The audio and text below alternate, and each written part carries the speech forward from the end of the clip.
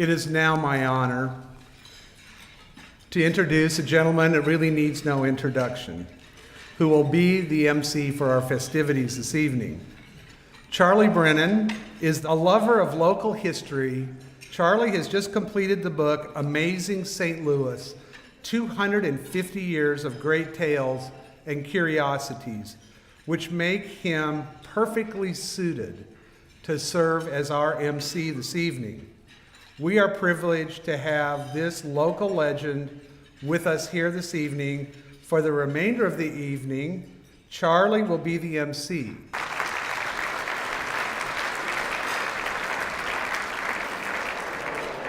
Ladies and gentlemen, if I could please have your attention this evening. We're about to begin our program. Please continue to enjoy your dinner. And by the way, how about the Chase Park Plaza and this wonderful food we're having tonight? Wasn't it outstanding? Thank you.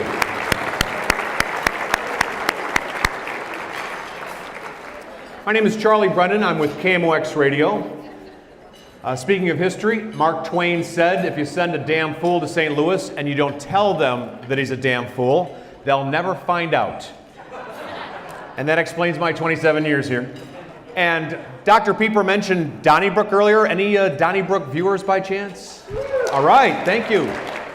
Well, for those of you who aren't familiar with Donnybrook, let me explain to the uninitiated. Every Thursday night at 7 o'clock on Channel 9, 5 people gather around a green table. And for 30 minutes, 4 of them listen to Ray Hartman. So you have... It's an honor to be with you tonight on this special occasion, the 150th anniversary of the St. Louis College of Pharmacy. Let me say that my very first job ever was as a stock boy at Oliger Drug Pharmacy in Fairview Park, Ohio, Lorraine Road, 1975. So, special feeling for this evening, like all of you. I want to thank our 2 presenting sponsors, Perrick and Edward Jones, ladies and gentlemen. The opening reception sponsor is Schnucks, and the 3 presidential sponsors are Express Scripts, Forum Studio, and Pedestal Foods. Let's give them a round of applause as well.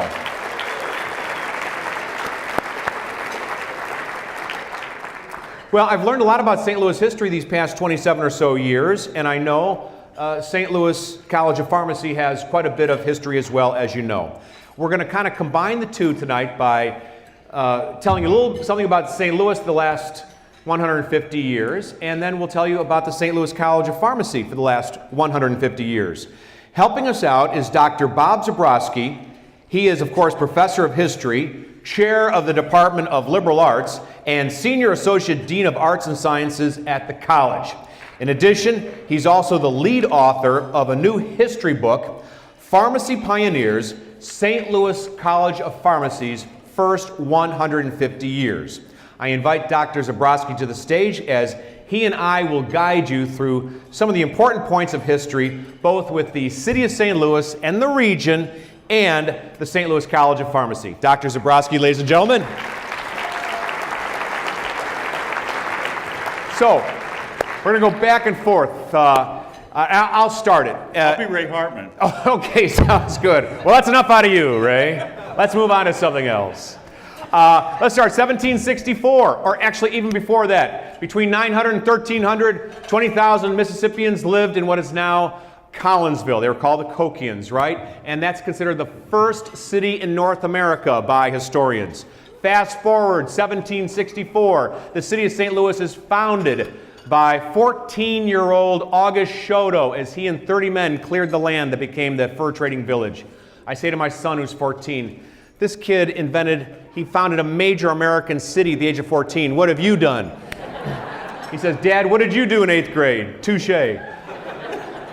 The land was Spanish, then it became French. In 1804, the French property was through the Louisiana Purchase given to the United States, sold to the United States for $15 million. In 1823, the first mayor of St. Louis, William Carr Lane, who was from Philadelphia, decided to take down all the French street names and replace them with names of streets like Olive and Walnut and Elm and Spruce, just like he had done in Philadelphia. And then we fast forward to maybe the most important thing that ever happened in St. Louis, aside from the founding of the St. Louis College of Pharmacy. And that would be 1846. Dred Scott and his wife Harriet go into a courtroom in St. Louis.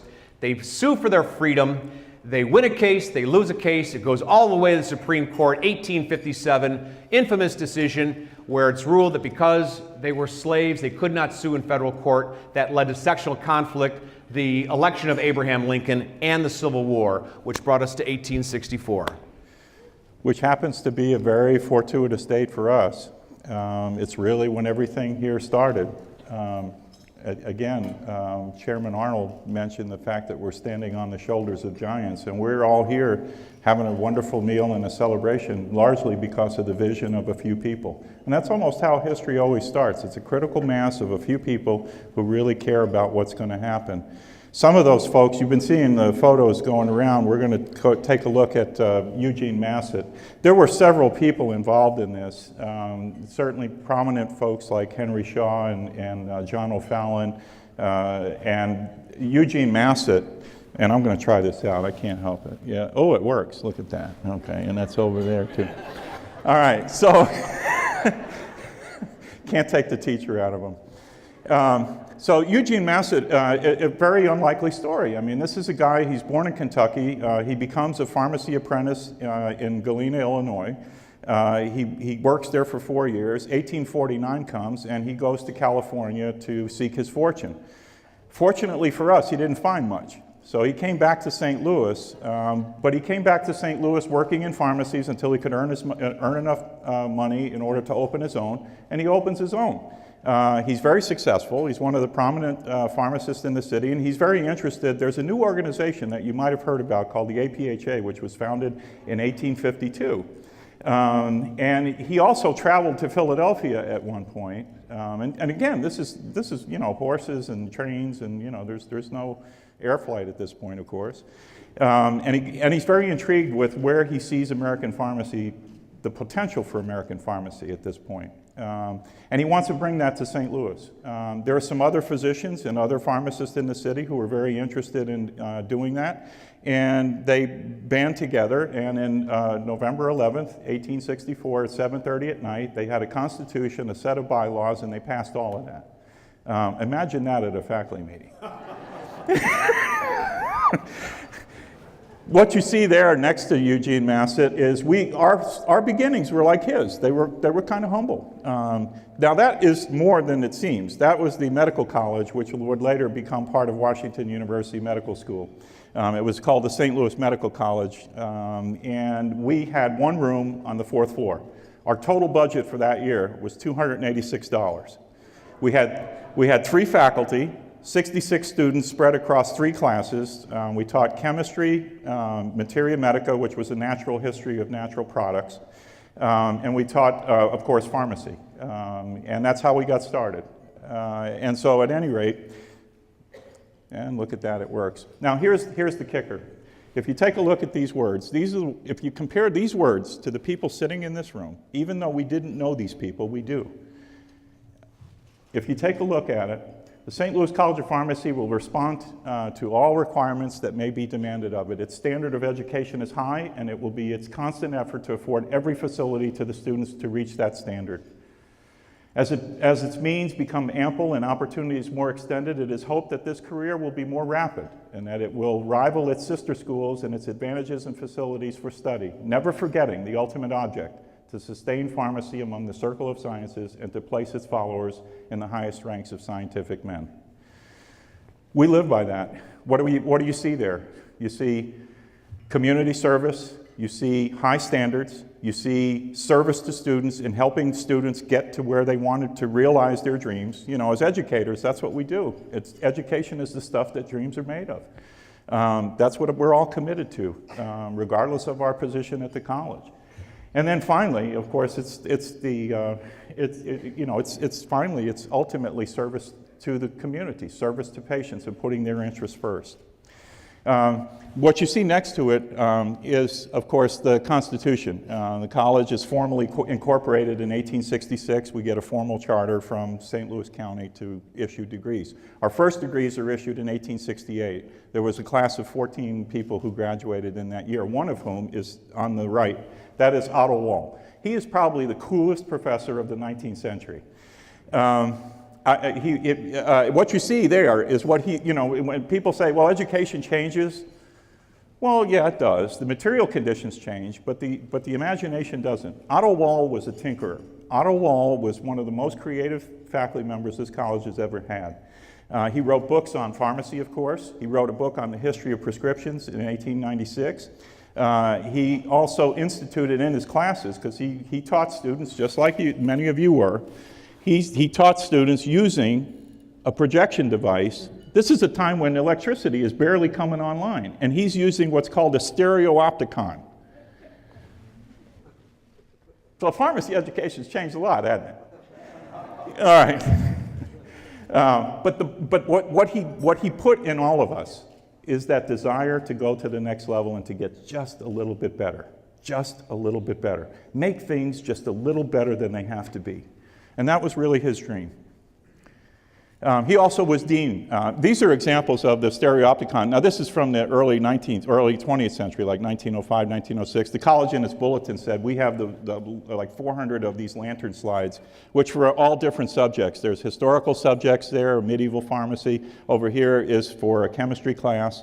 And so we had a huge collection of visuals. And of course, they knew something. The research says today that 70 to 80% of all learning comes from the eye. And so they knew something. Another great news story, 1881, the young woman on the left screen, that one person there, is Esther Whiteman. She was an English immigrant, moved to Louisville with her husband, and then they moved to St. Louis. She petitioned the college and applied to get into pharmacy school. This is, of course, about 30 years before women in the United States actually had a chance to vote. Our board basically looked at it and said, why not? Give her a shot. She comes into the school. She's the first woman licensed west of the Mississippi River. She opens 2 pharmacies in St. Louis and lives happily ever after. The young woman here on the right is Augusta Bach. Augusta was the daughter of a prominent St. Louis physician at the time, and she is our first actual graduate. We're not sure whether or not Esther we can't find the record, or whatever. But with Augusta, we know for sure there is a written record of her graduation. That's a big controversy between myself and the librarians. Historians live dangerous lives, don't they? The next character you probably recognize because we have a campus building named after in his honor. This is Henry Welpley as a young faculty member. He was a student prodigy. He won the Alumni Association's gold and silver medals as both a junior and a senior. Nobody in his classes could touch him. He went on to medical school, did the exact same thing. He edited a major journal called The Myers Druggist for his entire career for over 30 years. In his spare time, he taught microscopy. And that's our microscopy lab right there. And if you think about the timing of this is in the 1880s when people are still arguing about whether it's humoral theory or germ theory. The college said, no, we think germs make people sick. We're going to put some money on it. And so he succeeds. Now there you see the group of probably maybe the finest faculty this college ever had per person. This is Otto Wall, who we just talked about. He was dean. This is James Good. He was also a dean. He was also president of APHA. Henry Welpley went on to become dean, and he was president of APHA as well. This is Francis Hem. He just happened to teach pharmacy here at the college for over 50 years. This is Gustavus Henrichs, who was a world-class chemist, who was the first person at a pharmacy school to teach a class in analytical chemistry with a lab. And that's J.C. Falk. He taught pharmacy here for a while and then became a longtime board member. So, I mean, this was like the Fantastic Five of pharmacy education. This is one of my favorite pictures. This is our last building, the building before the Parkview Place building. And this is in 1893 at the old site of the Lucas Place building, which is in its second year of operation. And if you take a look at these grads and you look at our graduates, many of whom graduated, some of you probably remember graduating right here in the Coruscant room because we had graduation here for several years. They're happy, they're confident, and they're looking towards the future. And that's really what it's all about. I mean, you look at them. I mean, they're happy young people, and justly so, because pharmacy school was hard then, and it is now. This is the chemistry lecture lab.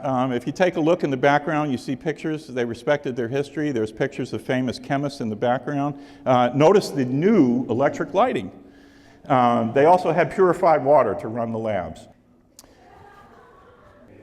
Yes, as the St. Louis College of Pharmacy was growing, St. Louis was on the move as well. Let's go back to 1878, the first public kindergarten in the United States, here in St. Louis.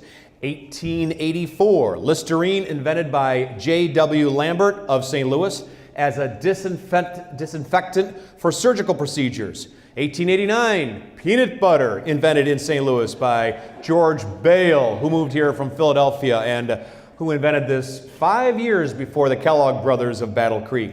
1890, Louis Sullivan created what we consider the first skyscraper, the Wainwright Building. 1891, the first desktop computer by William S. Burroughs, a St. Louisan. 1904, what a year that was for St. Louis. We had the first Summer Olympics in the United States. Only 3 American cities have had it: Atlanta, Los Angeles twice, and St. Louis. At that same year, the World's Fair was held, and actually puffed rice was introduced to the world. 1905, the first gas station in the United States on South Teresa in St. Louis. 1914, a song written by a St. Louisan, W.C. Handy, called the St. Louis Blues, became the second most recorded song of the first half of the 20th century, second only to Silent Night. The first cocktail party was held at the home of Mrs. Julius Walsh, 4510 Lindell, in 1917, according to the St. Paul Pioneer Press and the Wall Street Journal. That term had never been used before. And who lives there now? The Archbishop of the Archdiocese of St. Louis.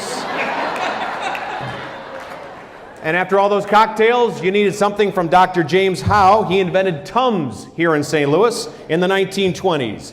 1927, Charles Lindbergh becomes the first person to fly across the Atlantic solo in the spirit of St. Louis. 1929, St. Louis and C.L. Grigg invented something called bib label lithiated soda, better known as 7-Up. 1945, Jimmy Doolittle, an executive from Shell Oil at 1221 Locust in downtown St. Louis, led a group of bombers, 16 bombers to take on the Japanese mainland in April of 1945. And that changed the course of war in the Pacific, according to the New York Times, because then the Allies were able to get a toehold in places like the Guadalcanal. So there was St. Louis on the move up until 1946. And thank you, Charlie, as was the college.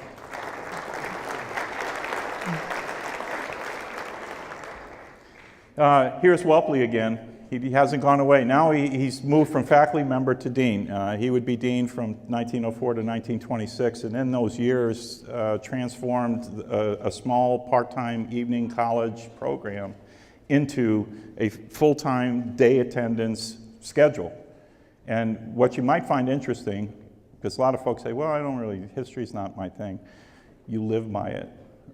If you've ever taken a class at the St. Louis College of Pharmacy, which I saw many of you testified that you did, you live by that schedule. Monday, Wednesdays, and Fridays, mostly 9 to 5, were didactic classes.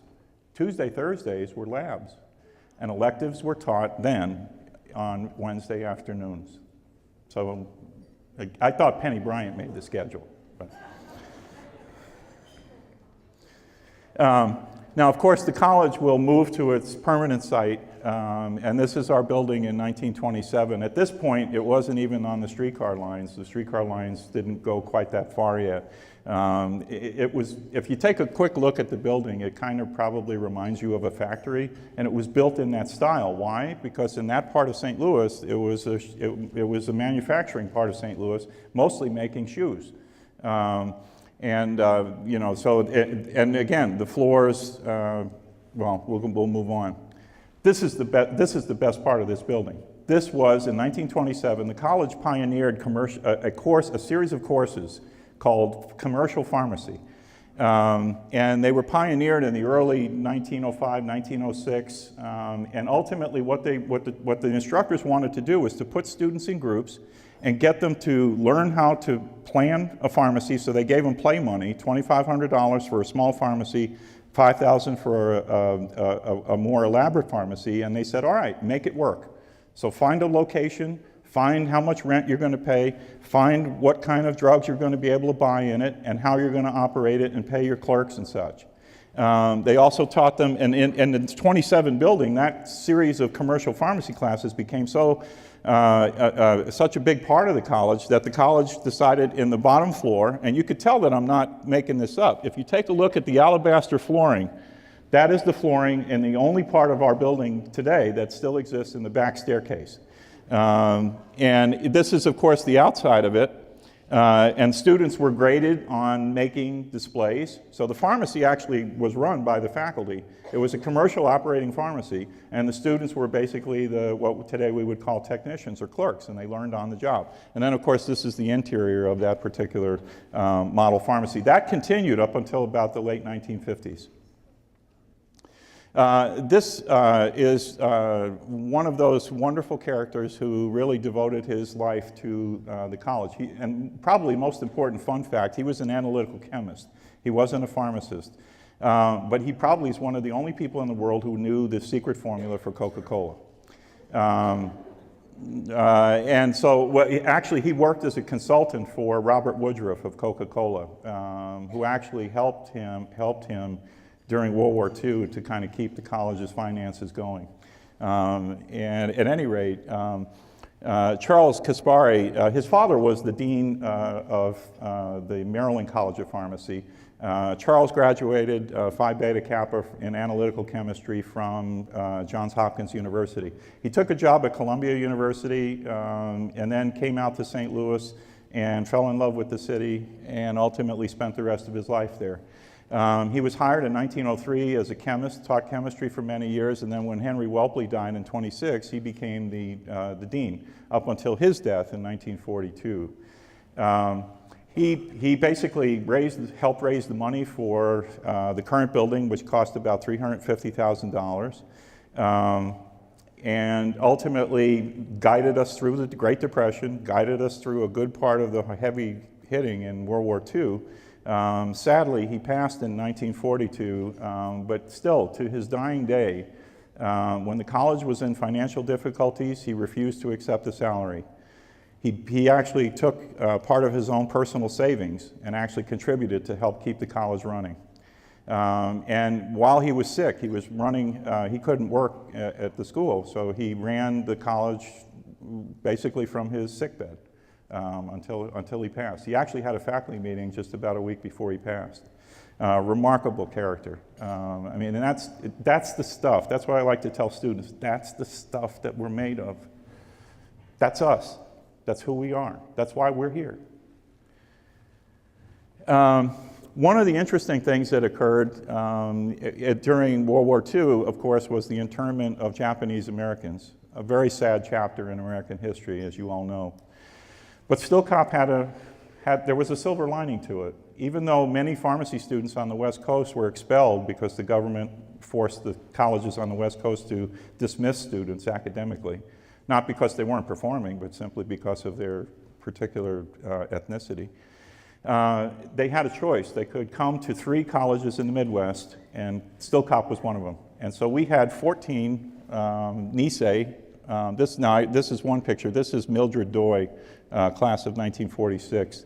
And she's just one of 14 students. One of them, Howard Tashura, was a lifelong anonymous donor to the college. And so we'll turn it over to Charlie. So what happened in St. Louis from 1946 until present? Well, quite a few things. In the 1950s, Chuck Berry of St. Louis, who grew up on Goody Boulevard, later became part of his song Johnny Be Good, invented rock and roll, was the first person inducted into the Rock and Roll Hall of Fame in Cleveland, Ohio in 1986. 1960, there you go. Rock on. 1961, the first American to fly in outer space did so on Freedom 7, a Mercury capsule made in St. Louis. In 1965, the first interstate in America, Highway 70 in St. Charles, was constructed. In 1973, an orphan from St. Vincent Home for Boys named Rex Singfield invented the first index fund in the United States at the American National Bank of Chicago. In 1975, Arthur Ashe, who lived in Richmond Heights and attended Sumner High School, defeated Belleville's Jimmy Connors in the men's finals at Wimbledon in the Battle of St. Louis. And in 2006, Jack Dorsey, a former coffee barista from South St. Louis, sent out the first tweet, March of 2006, and the rest, as they say, is history. Thank you, Charlie. Well, in 1946 to the present, really, the story there is really building upon the foundation that had already been laid by the previous two generations. And ultimately what you see here is probably, some of you may remember those class trips to the pharmaceutical firms. This is the one from the class of 1947, and they're going to a class trip. They're going to get on a bus. What I do want to point out to you are these two people here. This is Phyllis Sarich, who served here for 52 years, is our first professor emerita, first female president of our alumni association. She was a brand spanking new professor here at the college. The guy sitting next to her will become the first salary president of the St. Louis College of Pharmacy, Charlie Robbie. Yes, Professor Robbie's not, or President Robbie's not here to embarrass him, but I'm sure he'd be embarrassed if he knew we were showing that. One of the things that occurred was a time of tremendous expansion in graduate programs at the college. One of those, is you see there, is the industrial pharmacy program. It was one of the first in the country. We had Master of Science in bioassay, in hospital pharmacy, and then of course industrial pharmacy. And in fact, in 1946, we changed the name of the school, and from 1946 until 1942, the college was known as the St. Louis College of Pharmacy and Health Sciences. Or Allied Sciences, I'm sorry, I stand corrected. One of the other things that occurred in the 1950s, of course, as a result of some discussions between the college board and the college's board of trustees and Mound City Pharmaceutical Association, was the first African Americans joined the college, matriculated in 1952, and this is the first graduating class of African Americans in the college's history. Richard Crumble, Thomas Jones, and T.J. Williams, as he was known to his friends. In the next year, Doris Griswold Bryson, Viella Graham, and Margaret Brown were the first female African American graduates of the St. Louis College of Pharmacy. In 1961, I'm sorry, I did something wrong. In 1961, Charlie Robbie, a former associate professor of pharmacy administration, took the full-time presidency. At this point, the college's finances and its operations became very complex, and we needed a full-time chief executive, and President Robbie was certainly up to the job. What you've already seen is one of the highlights of that was the centennial celebration right here in this room, as Dr. Pieper had mentioned. And interestingly, one of the ceremonies, this is where history kind of repeats itself. At one of our ceremonies, Jack Buck, KMOX announcer. So history kind of repeats it. It doesn't always rhyme exactly, but it's, or it doesn't repeat itself exactly, but sometimes rhymes.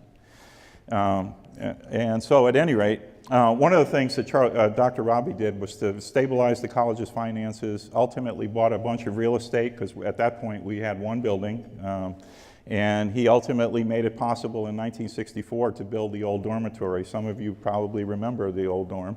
In 1981, there was another apartment building for upperclassmen and married students that was called Robbie Hall, which was dedicated in 1981. And he, as I said, stabilized the college's finances and modernized the library and laboratories and really kind of made us a modern college of pharmacy after World War II.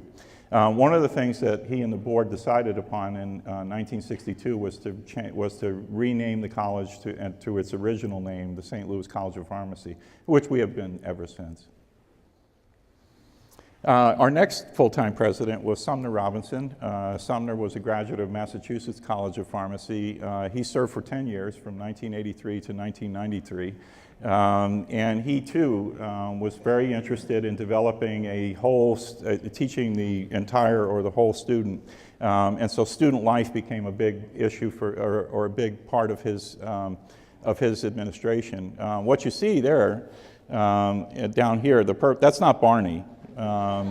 That's Rex. That's our first mascot. Some of you may have been around and you might have remembered the Rex parade where the student organizations paraded in Parkview Place. That's Rex. He's playing foosball with one of our students in the new student center, the Cartwright Center, which was built in 1986, right smack dab during President Robinson's tenure. This is if you remember, this is the old site of the old Cartwright building, which now, of course, it's an entirely new era in the college's history, and Dr. Pieper's going to tell you more about that. Our third president of the St. Louis College of Pharmacy was Tom Patton. And Dr. Patton was interested too in moving, in renovating the college. During his time, there was from 2000 to 2003, there was a major building in which Jones Hall was completely renovated to the way it looks today. The Parkview Cafe was built, the new residence hall was built. And ultimately, he too was very interested. Student organizations, there were about 12 at the time. By the time his presidency ended, there were about over 55 of them, and a very vibrant student life. What you see there is the eutectic. That was 1994. A committee of faculty developed the old eutectic. Time Magazine called it the worst mascot ever. ESPN, yeah, we're proud of it. And ESPN called it the most esoteric. Now that's in a city that has Billikens and Gorlocks. So we win that prize.